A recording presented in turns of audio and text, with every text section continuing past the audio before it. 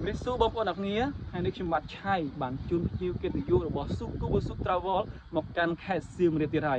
ហើយទីតាំងដែលខ្ញុំបានជួនភ្ញៀវមកនេះគឺជាសួនផ្កាដ៏ធំមួយនៅក្នុងប្រទេសកម្ពុជារបស់យើងដែលធំជាងគេតែម្ដងហើយនៅស្រុកខ្មែរបងប្អូនកុំច្រឡំថានៅបរទេសណាសួនផ្កាតាំងពីផ្លូវចូលដល់ក្នុងគឺធំហើយគ្រប់ប្រភេទច្រើនប្រភេទមែនទែនចូលមកដល់មានអារម្មណ៍ថាវ៉ាវហេតុអីក៏ស្រុកខ្ញុំស្អាតយ៉ាងនេះទីនេះមានឈ្មោះថាសួនផ្កាអង្គរ Wonder Garden ដែលមានទីតាំងស្ថិតនៅក្នុងខេត្តសៀមរាបពេលដែលបងប្អូនមកក្រុងសៀមរាបតាមផ្លូវជាតិលេខ6មើលខាងស្ដាំដៃជិតដល់ក្រុងសៀមរាបមើលខាងឆ្វេងដៃនឹងឃើញផ្លាកអង្គរ Wonder Garden ហើយបាត់ចូលមកបងប្អូនទិញសម្បត្តិចូលផងណា